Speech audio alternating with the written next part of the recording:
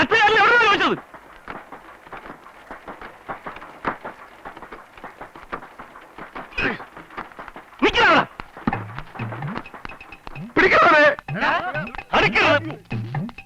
മരിക്കാൻ തയ്യാറായിട്ടാണ് ഞാൻ വന്നിരിക്കുന്നത്.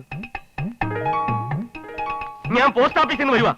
ആനി ടീച്ചറുടെ പേര് വെച്ച് ക്ലീറ്റസിന് കമ്പി അടിച്ച താനാണെന്ന് അറിഞ്ഞു. ക്ലീറ്റസ് എന്നെ കൊല്ലാൻ ഇറങ്ങിയിരിക്കുക. മരിക്കാൻ ഭയമുണ്ടായിട്ടല്ല, ചെയ്യാത്ത കുറ്റത്തിന് ശിക്ഷ അനുഭവിക്കാൻ ഞാൻ തയ്യാറല്ല. ഇപ്പൊ തന്നെ എന്റെ കൂടെ വന്ന് ക്ലീറ്റസിനോട് സത്യം പറയണം. ഞാൻ ആർക്ക് കമ്പി അടിച്ചിട്ടില്ല. എങ്കിൽ നമുക്ക് ആദ്യം പോസ്റ്റ് ഓഫീസിലേക്ക് പോവാം. എനിക്കിവിടെ വേറെ പണിയുണ്ട്.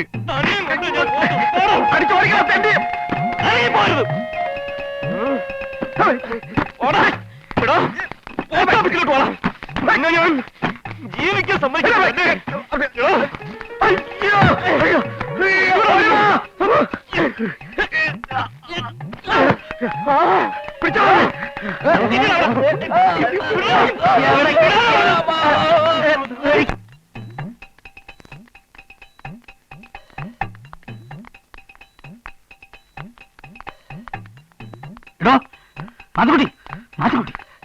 കമ്പി അടിച്ച കാര്യം വെളിയിലായി.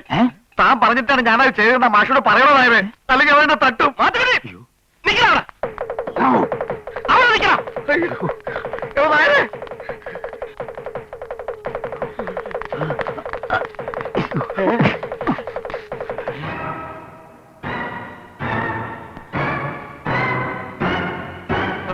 ആര് കമ്പി അടിച്ചെന്ന് അറിയണമെങ്കിൽ പോസ്റ്റ് ഓഫീസിൽ പോയി അന്വേഷിച്ചാൽ മതി. ഈ ചട്ടുകാരൻ നാറിയാണ് ചെയ്തത്. ഞാൻ നിരപരാധിയാണ്. ഈ കള്ളനായർ പറഞ്ഞിട്ടാ. മനസ്സമാധാനത്തോടെ എനിക്ക് രാജ്യത്തിന്റെ അതിർത്തി കാക്കണം. അതുകൊണ്ട് എല്ലാവരെയും ഞാൻ തട്ടും.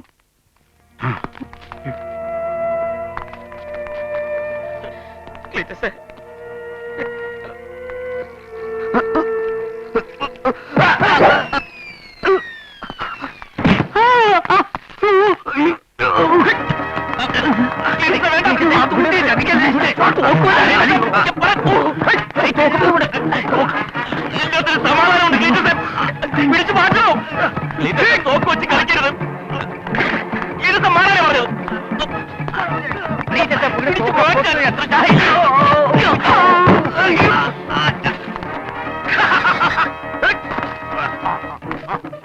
മാത്തുക്കുട്ടി, മാത്തുക്കുട്ടി വെടിവെക്കരുത്.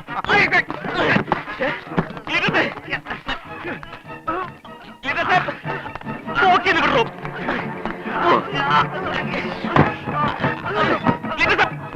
മാത്തുക്കുട്ടി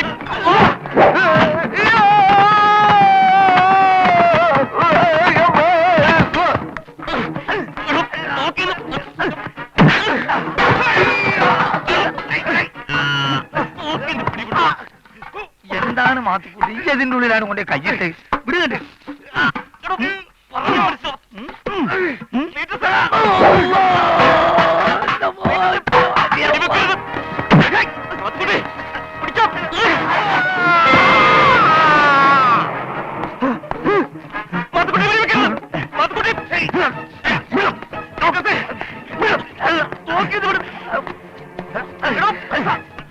ആരെങ്കിലും പിടിച്ചു മാറ്റോ?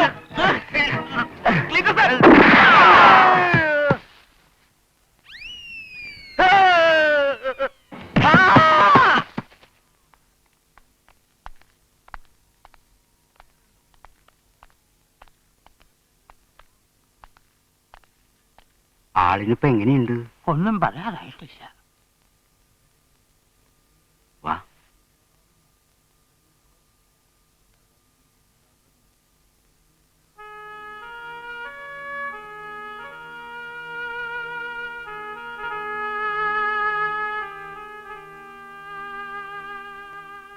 ബോധം വന്നുവല്ലേ?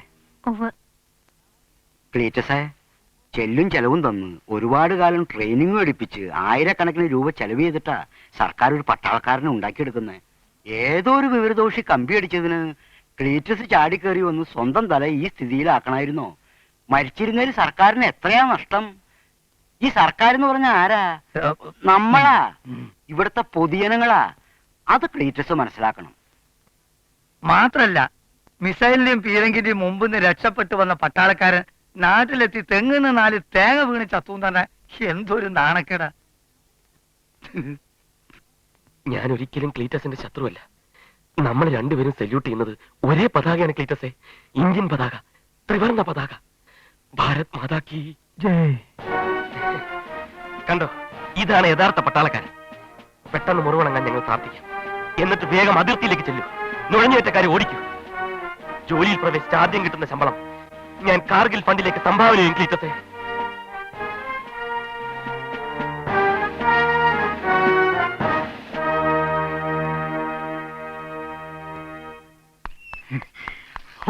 ഇൻകം ടാക്സുകാരുടെ കണ്ണിപ്പെടാതെ ഇവിടം വരെ എത്തിയത് ഭാഗ്യം. മുഴുവൻ 500 അല്ല, ഒരു കെട്ട് 100 സാരല്ല. സാർ, ഒരു കാര്യം ചോദിക്കാൻ മറന്നു. ആ ഗോകുലകൃഷ്ണന്റെ പേരിൽ പോലീസ് കേസ് എടുത്തിട്ടില്ല എന്ന് കേട്ടു. അതൊന്നും താറിയണ്ട. പിന്നെ അയാളുടെ കേസ് CBI ഏറ്റെടുത്തു. അധികം താമസിക്കാതെ അയാൾ അകത്താവും. അല്ല, ഈ പാൽപ്പടി മോഷണ കേസൊക്കെ CBI ഏറ്റെടുക്കും സാർ. അല്ലാതെ CBIക്ക് ഇപ്പൊ ഏത് കേസ് ഇരിക്കുന്നു ഏറ്റെടുക്കാൻ? അതൊക്കെ ശബ്ദം ഉണ്ടാക്കാതെ കയറ്. അതെന്തിനാ സാർ? CBI എൻഫോഴ്സ് ഒക്കെ നാട് നിങ്ങളെ കറങ്ങി നടക്കുക. ഓഹോ, ഇവിടെ ആരുമില്ലേ? എല്ലാരും വന്നേ. ഞാനിതാ 2.25 ലക്ഷം കൊടുക്കാൻ പോകുന്നേ. എന്ത് തോന്നിവാസോടോ തടി കാണിക്കുന്നേ? അല്ല, എല്ലാരും അറിയണമല്ലോ. സാക്ഷികള് മാത്രമല്ല, യഥാർത്ഥ മാനേജറായ സാറിന്റെ മകള് വേണമല്ലോ എന്നെ അപ്പോയിന്റ് ചെയ്യാൻ. ആരെവിടെ അലറിയത്? 2.25 ലക്ഷം ശരിയായി. ഉടൻ തന്നെ എന്നെ അപ്പോയിന്റ് ചെയ്യണം. ഇങ്ങോട്ട് വന്നേ, ഇങ്ങോട്ട് വാ.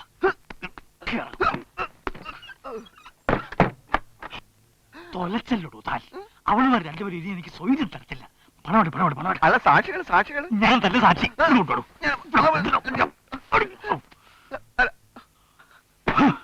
ഞാൻ മാനേജർ ശങ്കുണ്ണനായൊരു വാക്ക് പറഞ്ഞ വാക്കാ. എന്റെ കൊക്കിന് ജീവനുണ്ടെങ്കിൽ താനായിരിക്കും പുതിയ ഭാഷ. Income tax. എപ്പൊ തുടങ്ങാൻ കുറച്ച് ബുദ്ധിമുട്ടാ. ഹെഡ്മാസ്റ്റർ കാണാൻ വന്നിരിക്കുന്നു. ദാ, ഹെഡ്മാസ്റ്റർ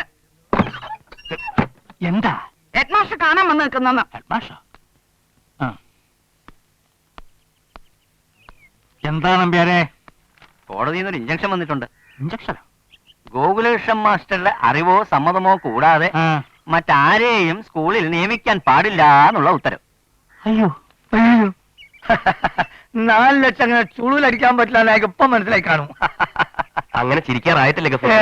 നമ്മുടെ ഇഞ്ചക്ഷൻ വേണമെങ്കിൽ അങ്ങേർക്ക് വെക്കേറ്റ് ചെയ്യിക്കാം. എന്നുവെച്ചാ തടസ്സം നീക്കാന്ന് അല്ലേ? അതെ.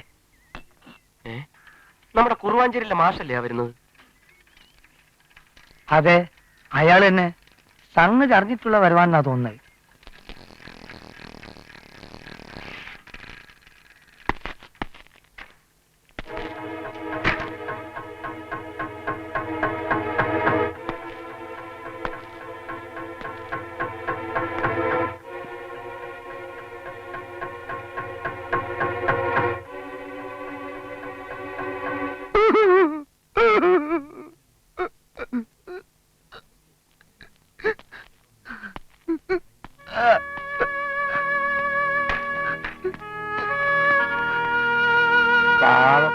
ജോലി കിട്ടൂലെന്ന്